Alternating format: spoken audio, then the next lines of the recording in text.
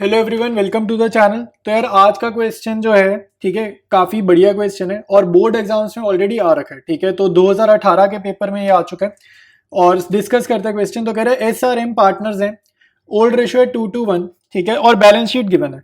तो balance sheet में आप ध्यान से देखो, यहाँ पे गिवन है creditors, bills payable, outstanding salary. Bills payable आप समझ लो क्रेडिटर्स ही होते हैं, ठीक है, ये एक तरीके से क्रेडिटर्स ही होते हैं। बस ये आपके पास रिटर्न डॉक्यूमेंट है एक तरीके से कि आपके पास लिखा हुआ है कहीं पर कि किसको कितना पैसा देना है।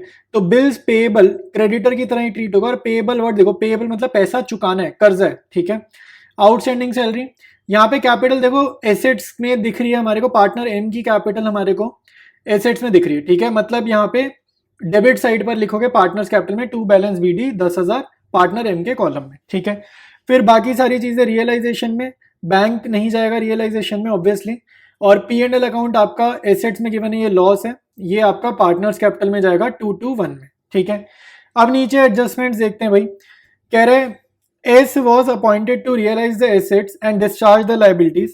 S was to receive 5% commission on sale of assets except cash and was to bear all expenses of realization. तो हमने क्या किया भाई, हमने सिंपल सा एक काम कर लिया। हमने S को बोला कि जो भी तेरे को कमीशन होगी ना, S को हम 5% कमीशन दे देंगे, ठीक है। तो 5% कमीशन दे देंगे किस पे, ऑन सेल ऑफ एसेट्स।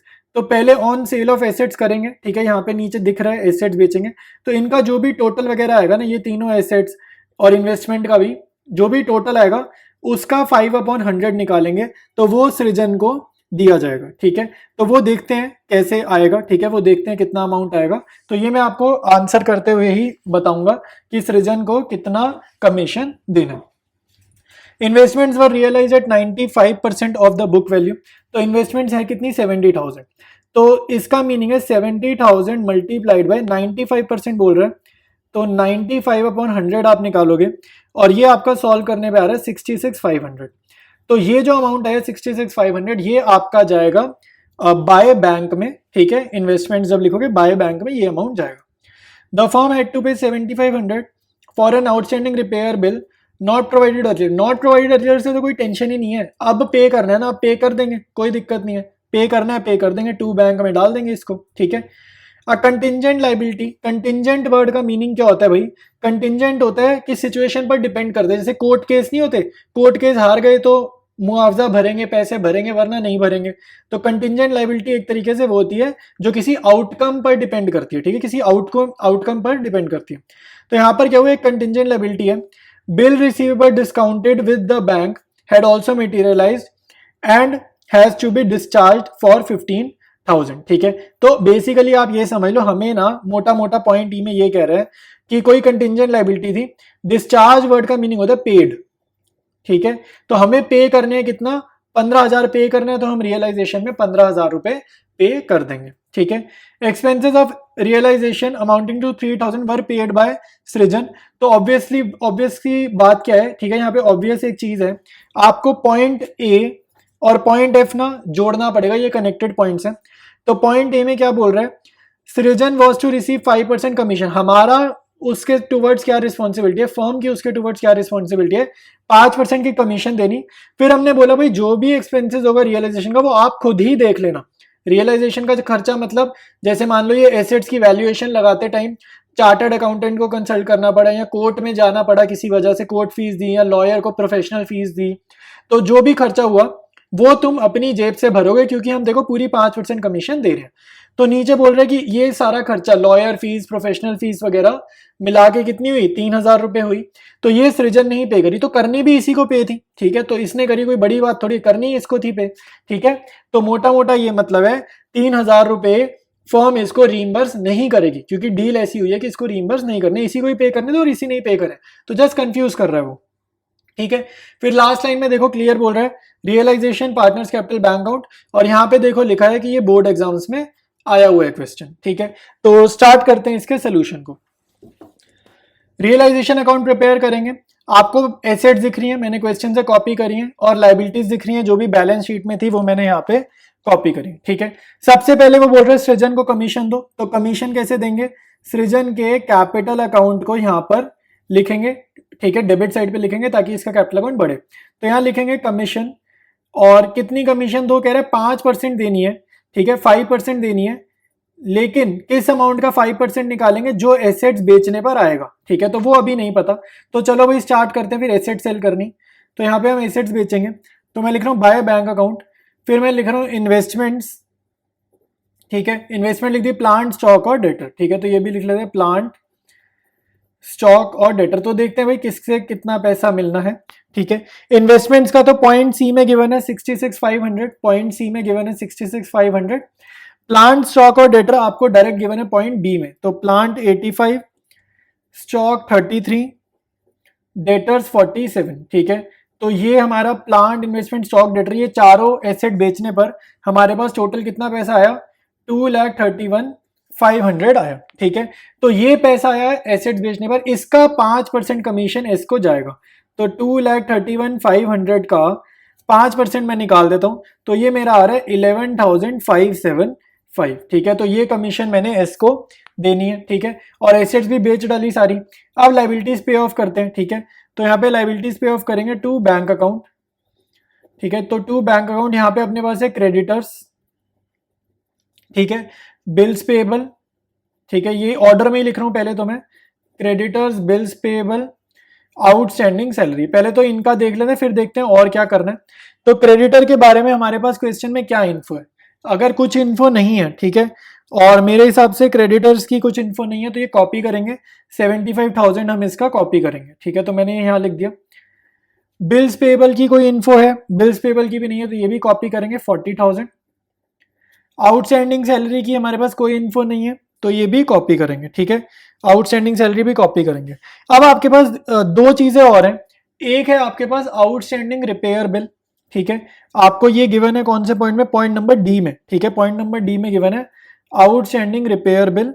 कितने का गिवन है पॉइंट नंबर डी में, 7500 का, ठीक है। तो ये मैंने यहाँ लिखा 7500 का। और फिर वो अपनी कंटिजेंट लाइबिलिटी पॉइंट नंबर ई में, ठीक है, पॉइंट नंबर ई में कंटिजेंट लाइबिलिटी है, तो ये अपनी 15,000 की है, तो वो भी मैंने यहाँ पर लिख लिया। तो 1 2 3 तो यहाँ पे मेंशन थी, ऊपर 3 तो यहाँ मेंशन थी, नीचे की 2 एडजस्टमेंट में गिवन थी, तो वो दोनों भी मैंने यहाँ पर लिख लिए। तो ये पांचों को ऐड करने पे आपका अमाउंट आ रहा है 1,72,500, ठीक है। ये काम भी कर लिया हमने। इसके बाद मैं एक बार वेरीफाई कर लेता हूँ कहीं कुछ रह तो नहीं गया। अगर कुछ नहीं रहता तो हम लोग क्या करेंगे, टोटल वगैरह करेंगे, प्रॉफिट या लॉस निकाल लेंगे। सारा कुछ ठीक है, जस्ट टोटल करना है, ठीक है। तो टोटल करते हैं हम लोग। तो डेबिट साइड का टोटल ज्यादा आ रहा है, डेबिट साइड को आप ऐड करोगे आपका आ रहा है 5,84,075। इसी का टोटल कॉपी किया दूसरी साइड, और बड़ी साइड का टोटल में से ये चारों आइटम्स को आप सब्ट्रैक्ट करोगे तो आपका आंसर आएगा बाय लॉस, ठीक है। और तीनों पार्टनर्स में बच जाएगा, तो हमारे पास पार्टनर्स है एस, आर और एम, ठीक है, एस, आर और एम हमारे पास पार्टनर्स हैं। और हमारा लॉस का अमाउंट आ रहा है 2,02,575, ठीक है, 2,02,575। रेशियो है 2:1, ठीक है, 2:1। तो एस और आर का सेम आएगा क्योंकि 2:2 है, तो ये आ रहा है अपना 81,030 रुपीज, आर का 81,030 रुपीज, और एम का आ रहा है 40,515, ठीक है। तो ये तीनों पार्टनर्स का यहाँ पर लॉस का भी डिस्ट्रीब्यूशन हो गया और इनके कैपिटल अकाउंट में लॉस जाएगा, ठीक है। तो रियलाइजेशन डन है। अब बनाएंगे पार्टनर का कैपिटल अकाउंट। पार्टनर का कैपिटल अकाउंट बनाएंगे, याद रखना क्रेडिट साइड पे एंट्री करते हैं जब कैपिटल बढ़ानी हो, डेबिट पे एंट्री करते हैं अगर कैपिटल रिड्यूस करनी हो, ठीक है। तो यहाँ लिखो बाय बैलेंस बीडी, ठीक है। इनकी कैपिटल ऑलरेडी कितनी गिवन है, 2,01,50,000, ठीक है। पार्टनर एम की कैपिटल ना आपको एसेट्स में गिवन है, एसेट्स में गिवन होने का मतलब है डेबिट साइड में लिखोगे टू बैलेंस बीडी, और इसकी कैपिटल थी 10,000 रुपए, ठीक है। तो यहाँ डेबिट में लिख दी, ठीक है। उसके बाद बाय रियलाइजेशन, ठीक है, बाय रियलाइजेशन अकाउंट, और जो हमने कमीशन दी थी एस को, ठीक है, ये कमीशन दी थी ना, तो इसका कैपिटल बढ़ेगा, तो 11,575 यहाँ पर आ जाएगा, ठीक है। इसके बाद आपका रियलाइजेशन में जो लॉस हुए, लॉस क्रेडिट में नहीं आएगा, लॉस डेबिट में आएगा, ठीक है, इनकी कैपिटल कम होगी ना लॉस से। तो टू रियलाइजेशन अकाउंट, और 81,030, ध्यान से कॉपी करना, अमाउंट बड़ा ही कॉम्प्लिकेटेड लग रहा है मुझे, ठीक है। तो 45,115, ठीक है, 81,030, 81,030 और 45,115, 5, ठीक है। अच्छा, अब आपको एसेट्स में प्रॉफिट एंड लॉस अकाउंट भी दिख रहा है, तो 80,000 का दिख रहा है, तो 80,000 को भी बांट देंगे, ठीक है, 2 to 1 में, तो ये आ जाएगा 32,000 और 16,000 रुपीज, ठीक है। तो अपना डन हो चुका है। अब बैलेंसिंग फिगर निकालोगे तो बैलेंसिंग फिगर आपको क्लियर समझ में आ जाएगी। इधर जब आएगी तो टू बैंक अकाउंट, मतलब पैसा विड्रॉ होगा, ठीक है, तो विड्रॉल का पैसा यहाँ होगा। और अगर बैलेंसिंग फिगर अपनी इधर आई बाय बैंक, बाय बैंक मतलब कि पैसा ब्रिंग करो, फर्म में पैसा डालो, ठीक है, तो यहां पर ब्रिंग की आ जाती है। अब आप देखो टोटल वगैरह करो तो देखने से मेरे को क्लियर दिख रहा है कि ये एम का तो क्रेडिट खाली ही पड़ा है, तो ऑब्वियस सी बात है ये तो पैसा ब्रिंग करने वाला है। और आर और एस में देखो इनकी क्रेडिट ज्यादा है, ठीक है, यहाँ पे छोटी अमाउंट है, इनकी क्रेडिट ज्यादा है, तो एस और आर पैसा विड्रॉ करने वाले, ठीक है।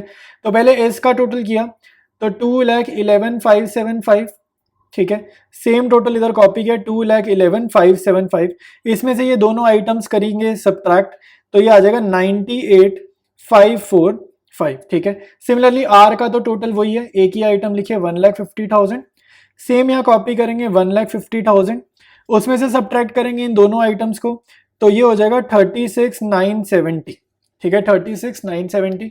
उसके बाद एम में तो यहाँ कुछ है नहीं तो इसको छोड़ो, पहले हम डेबिट का टोटल करेंगे, तो डेबिट का टोटल आ रहा है 66,515, तो इसको यहाँ लिखा कॉपी किया और बैलेंसिंग फिगर भी यही आएगा, और यहाँ पर बैलेंसिंग फिगर का मतलब है ये इतना पैसा ब्रिंग करेगा, ठीक है, इतना पैसा बिजनेस में लाएगा। तो बैंक अकाउंट जब बनाओगे ना तो कौन सी फिगर इंपॉर्टेंट है, एक तो ये वाली, ठीक है, बाय बैंक की मनन वाली, और सिरजन रमन वाली भी टू बैंक वाली, दोनों फिगर्स इंपॉर्टेंट, ठीक है। तो ये अपने बैंक अकाउंट में जाएंगे। बैंक अकाउंट बनाएंगे भाई, बैंक अकाउंट में याद रखना डेबिट में एंट्री करेंगे अगर पैसा आएगा, क्रेडिट में एंट्री करेंगे अगर पैसा जाएगा। तो एसेट नेचर का अकाउंट है तो opening balance to balance BD होगा। क्वेश्चन में बैंक बैलेंस हमारे पास ऑलरेडी कितना है 10,000 का दिख रहा है, ठीक है, तो ये यहाँ लिखा।